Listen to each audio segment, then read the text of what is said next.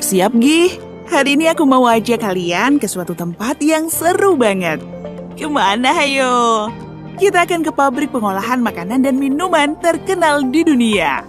Wih, seru banget gak tuh? Meskipun hanya virtual, semoga ngilernya beneran ya. Setelah dari sana, kita jadi tahu deh gimana makanan dan minuman ini dibuat. Gimana? Mau ikut enggak? Oke, let's go!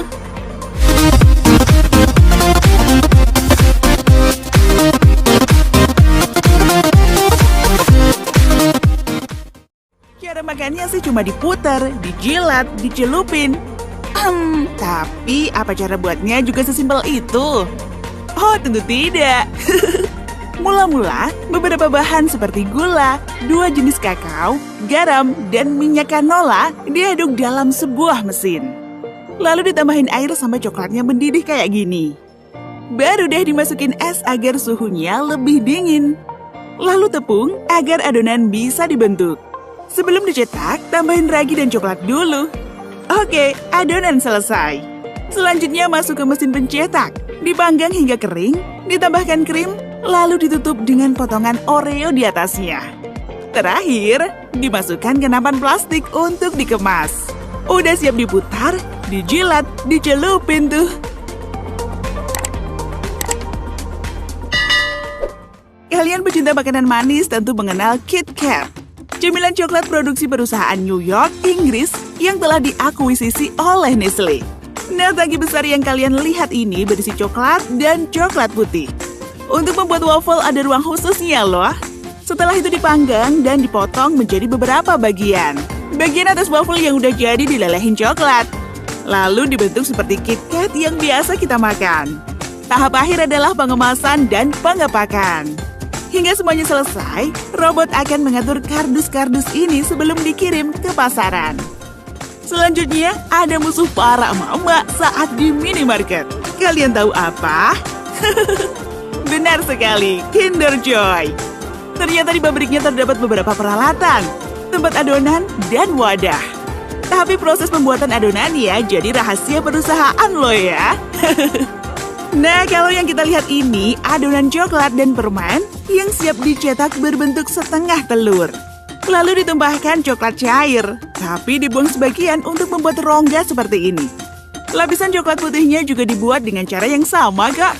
Tidak lupa memasukkan mainan yang telah dibungkus plastik. Telurnya sudah utuh, berarti siap dikemas dan dipasarin untuk adik-adik gemes ini. Ayo angkat tangan yang suka Pocky. Oh, kamu juga. Biskuit stick berbalut coklat ini emang gak ada lawan nih.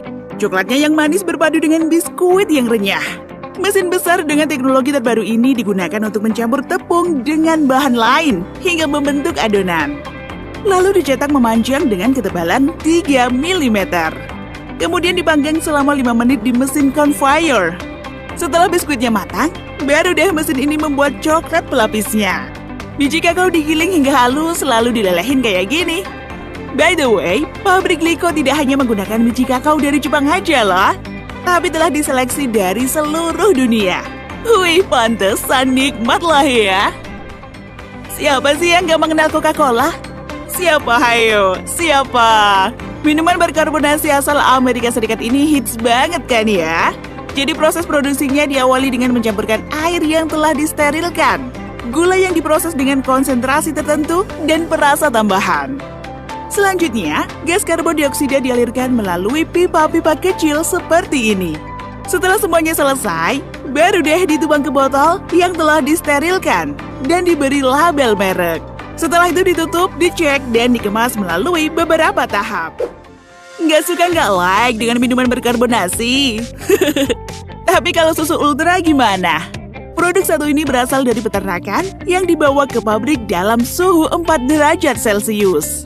Setelah itu dilakukan proses pemanasan dalam waktu singkat untuk menghilangkan bakteri berbahaya. Jadi dijamin steril. Susu lalu dipanaskan hingga suhu 100 derajat Celcius di tangki raksasa yang berhubungan dengan pipa ini. Tidak hanya sampai di situ, susu kembali dipanaskan dengan suhu di atas 135 derajat Celcius selama 4-6 detik. Nah, proses inilah yang disebut dengan Ultra High Temperature atau UHT. Tahapan akhir adalah pengemasan dengan karton dan aluminium foil agar tetap steril dan tahan lama. Kalian suka rasa yang mana nih? Cintai ususmu, minum Yakult tiap hari. Kalian mau tahu nggak bagaimana pembuatan minuman prebiotik ini? Pertama kali ditemukan oleh Dr. Minoru Shirota pada tahun 1930. Yakult dibuat melalui fermentasi susu skim dan gula dengan bakteri Lactobacillus casei. Produksinya dimulai dari pembibitan secara manual, lalu difermentasi selama 7 hari. Setelah itu ditambahkan air dan gula. Tahap selanjutnya adalah pencetakan botol menggunakan 15 mesin. Satu mesin menghasilkan 18 botol, jadi dalam sejam dapat 11.000 botol. Wah, banyak juga ya. Next, penyimpanan botol melalui filter udara yang menggunakan banyak mesin. Mulai dari mesin selektor sampai mesin printing. Terakhir, sebuah botol diisi Yakult, ditutup, diseleksi, kemudian dikemas.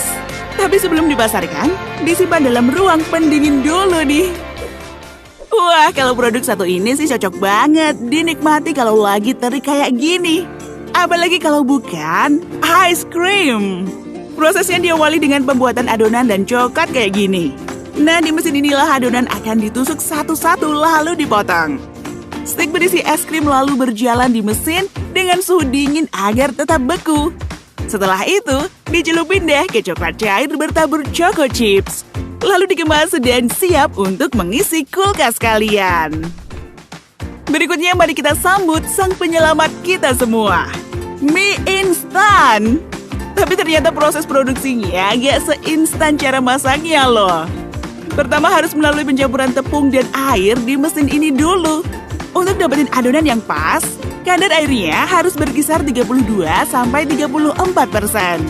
Setelah itu dibentuk dengan ketebalan tertentu. Dipotong menjadi untayan mie yang bergelombang seperti ini. Selanjutnya dilakukan teknik steam basah atau pengukusan agar mie mengalami perubahan fisik menjadi lebih keras dan kuat untuk jadi superhero kita semua. Mie-nya lalu dipotong dan dipindahkan ke sebuah cetakan, lalu digoreng pada suhu 140-150 derajat Celcius selama 60-120 detik. Tahapan akhir akan melalui corong pendinginan yang dilengkapi dengan kipas. Lalu ditiriskan hingga suhu 40 derajat Celcius. Siap dimasak dah tuh. Jadi gimana? Sekarang udah tahu kan gimana makanan favorit kita ini diolah? Duh, udah capek banget nih. Minum Pocari Sweat aja deh untuk mengganti cairan tubuh yang hilang. Tapi kalian tahu nggak gimana minuman isotonik ini dibuat? Pertama, siapin air artesi sebagai bahan baku utama. For your information, air ini berada 120 meter di bawah permukaan tanah. Lalu ditambahkan air, glukosa, dan garam sesuai komposisi dan kebutuhan tubuh kita. Setelah itu ditampung dalam tangki, dituang ke botol kemasan, lalu ditetesi nitrogen cair. Terakhir adalah pengemasan.